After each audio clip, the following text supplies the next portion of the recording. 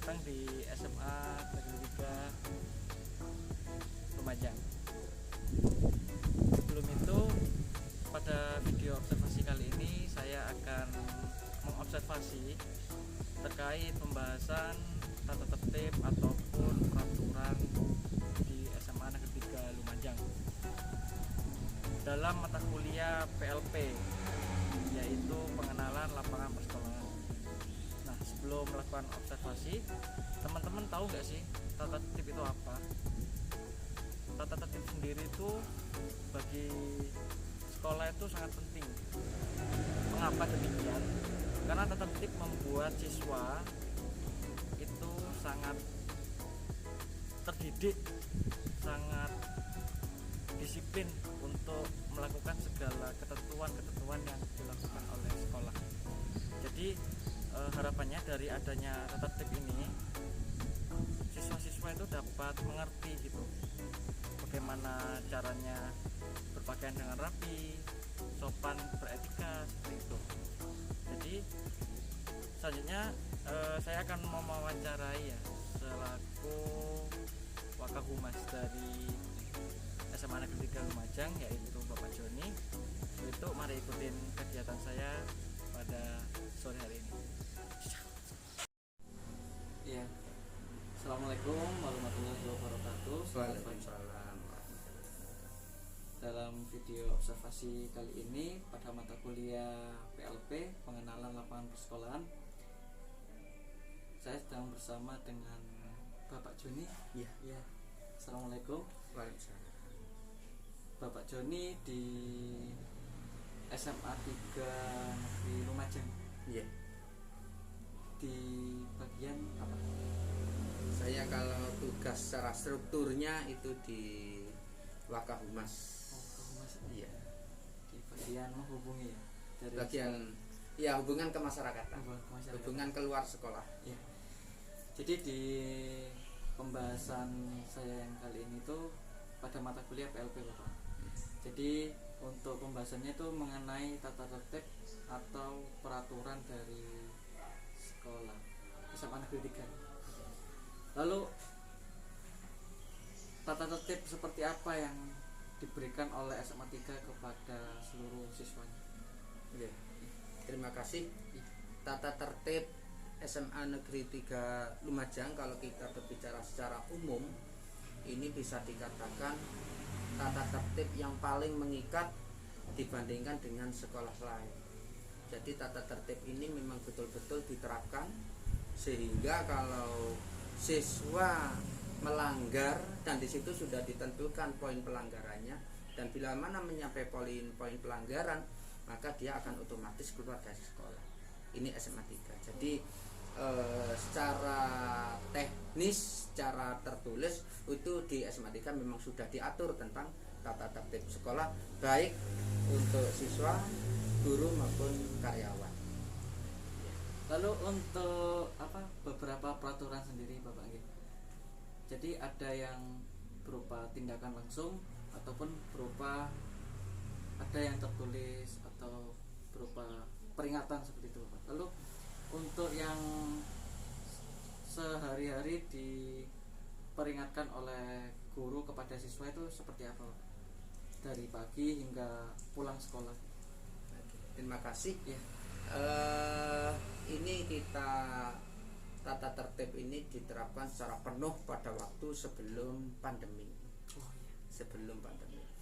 Pada waktu pandemi ini menyesuaikan ya, karena pada prinsipnya peraturannya adalah untuk menjadikan siswa itu disiplin, kemudian kompetensi atau prestasinya akan menjadi lebih baik. Itu tujuannya. Jadi untuk pelaksanaan dari tata tertib sekolah khususnya kepada siswa ini diberikan kepada siswa pada waktu siswa masuk sekolah. Di era pandemi ini minggu-minggu awal pada waktu masuk misalnya 25%, kemudian naik 50% siswa masuk. Ini misalnya ada suatu saat siswa terlambat, ini kita masih berikan toleransi.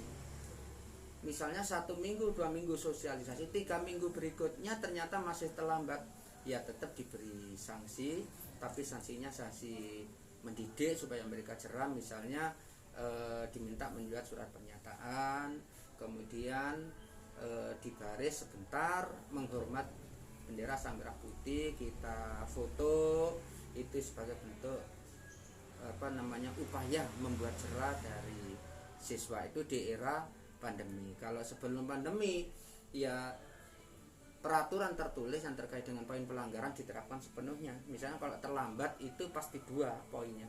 Nah, itu nanti diakumulasi. Seperti itu. Diakumulasi di akhir ya? Di akhir, Oh, iya, per semester diakumulasi. Jadi paling tidak satu semester itu jangan sampai menyentuh angka 40. Jadi ada kayak KKM. Ada KKM-nya. KKM-nya. Jadi Ya. nggak cuma mata pelajaran yang ada KKM. Betul. Jadi di SMA 3 sendiri tuh sudah diatur sedemikian rupa sehingga siswa itu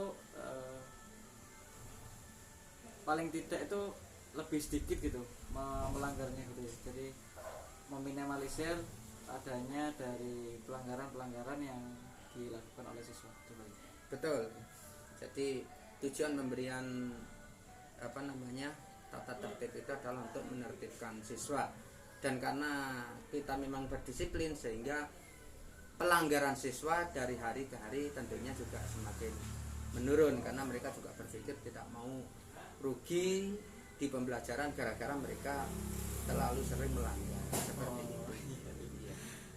Lalu untuk sanksi yang diberikan gitu selama perjalanan Bapak sendiri mengajar di SMA 3 itu, apakah ada siswa-siswa yang mengeluh atau kok sanksinya seperti ini atau terlalu memberatkan siswa gitu? Ada 2 ya, kalau saya ibaratkan itu ada dua kutub ya, ada 2 pendapat. Di satu sisi siswa mengatakan itu sesuatu yang lumrah, karena mereka yang mengatakan demikian mereka tertib. Dia tidak pernah melanggar, tidak pernah terlambat. Di satu sisi mengatakan terlalu berat, karena mereka juga sering melanggar. Satu contoh misalnya mereka sudah terbiasa rambut agak panjang, sementara di sekolah diatur supaya rambutnya tidak panjang, dan kalau itu diingatkan 1 kali 2 kali tidak dihiraukan, mereka dicukur di sekolah. Nah, bagi mereka yang suka seperti ini dianggap berat. Tapi bagi siswa lain yang mereka disiplin, mereka tidak berat. Tapi endingnya setelah mereka lulus dari SMA 3, baik siswa maupun orang tua itu biasanya berterima kasih, karena kalau tidak tertib seperti itu jadinya seperti apa, seperti itu. Nah, ini pelaksanaan dari tata tertib yang ada di SMA 3 sangat berpengaruh nantinya. Sangat berpengaruh, betul. Ya. Jadi orang tua juga berterima kasih. Tadi anaknya itu susah ya, waktu SMP masuk SMA itu susah diatur ya, tidak nurut sama orang tua.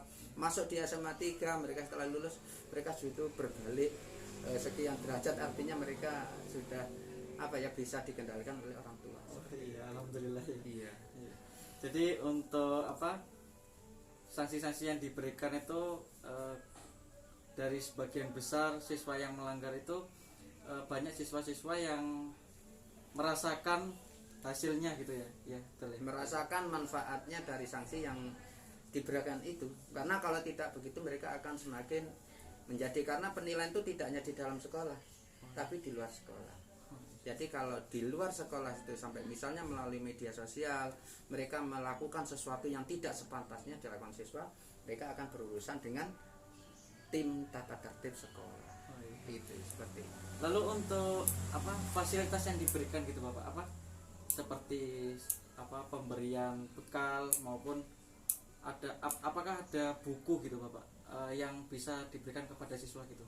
Jadi kan kalau peraturan kita berikan di mading gitu seperti itu kan, kadang siswa itu malas mau baca berdiri gitu Pak.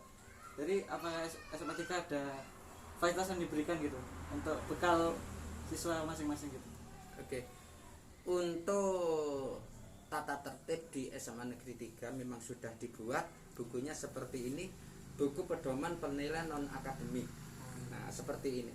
Buku ini diberikan kepada siswa setiap awal mereka masuk. Jadi tata tertib ini disosialisasikan oleh tim sosialisasi kepada siswa baru. Kemudian dari tim sosialisasi ini nanti memberikan penjelasan tentang punishment dan reward yang akan mereka terima. Nah, setelah itu buku ini dibawakan agar dibaca oleh siswa dan juga orang tua. Sehingga seandainya suatu saat mereka melanggar, mereka sudah paham dengan apa yang mereka lakukan. Jadi buku panduan ini sudah diberikan ke siswa setiap awal tahun pelajaran baru. Semuanya data. Iya. Buat bekal sehari-hari. Buat bekal sehari-hari supaya siswa itu punya panduan, supaya siswa itu berhati-hati. Iya, berhati-hati ya. Iya. Lalu untuk pesan dan kesan dari Bapak sendiri ya untuk semua seluruh siswa di Indonesia, khususnya di siswa dari SMA 3 Lumajang itu seperti apa Bapak? Karena kan seperti yang dilihat dari kebelakangan kemarin tuh banyak siswa-siswa SMA itu apa ya, kayak tawuran dan lain-lainnya. Itu pesan dan kesan Bapak. Oke. Pesan saya pertama, kalau pesan saya terhadap siswa yang sekolah gitu, pertama itu adalah patuhi tata tertib sekolah.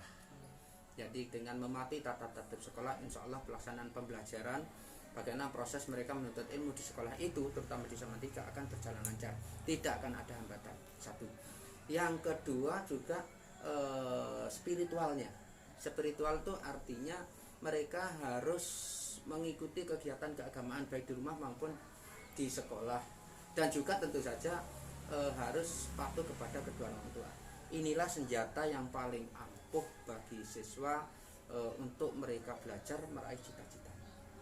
Pertama dari segi pembelajaran atau bagaimana penguasaan materi, yang kedua juga dari spiritual atau paling tidak ini kegiatan ini keagamaannya itu harus ditingkatkan supaya mendapat kemudahan untuk meraih cita-cita. Kalau kesan saya ini alhamdulillah siswa terutama yang mematuhi tata tertib khususnya di SMA 3, mereka setelah keluar rata-rata sikapnya menjadi sangat bagus. Ini sudah saya sering menemui kalau saya ke kantor atau saya ke lembaga manapun yang kebetulan bertemu dengan siswa SMA Negeri 3 yang dulu katakan waktu sekolah menjadi murid saya, mereka sikapnya sangat bagus, rata-rata seperti itu. Jadi mereka setelah kita ajak ngomong, mereka bersyukur sekolah di lembaga yang tata tertibnya luar biasa ketatnya. Mereka menjadi disiplin sehingga pada waktu masuk di dunia kerja, dan mereka ada yang menjadi satpol PP, ada yang di instansi dinas, ada yang di lembaga swasta. Mereka rata-rata tidak kaget dengan peraturan yang baru karena sudah terbiasa di sekolah. Baik, terima kasih Bapak untuk penjelasannya terkait tata tertib atau peraturan yang ada di SMA Negeri 3 Lumajang. Ya, semoga dari adanya observasi kali ini tuh bisa mengingatkan kepada seluruh siswa di Indonesia itu akan pentingnya tata tertib di sekolah. Ya. Betul. Ya, terima kasih Bapak. Ya. Terima kasih. Assalamualaikum warahmatullahi wabarakatuh. Waalaikumsalam warahmatullahi wabarakatuh.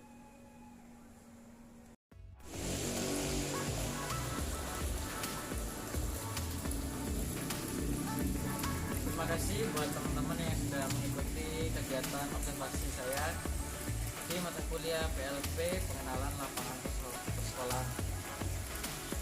Dari pembahasan yang dibahas tadi yaitu tata tertib ataupun peraturan sekolah, kita dapat menarik kesimpulan bahwa banyak manfaat ketika kita tertib dalam saat bersekolah, saat pembelajaran berlangsung, lalu sampai di rumah.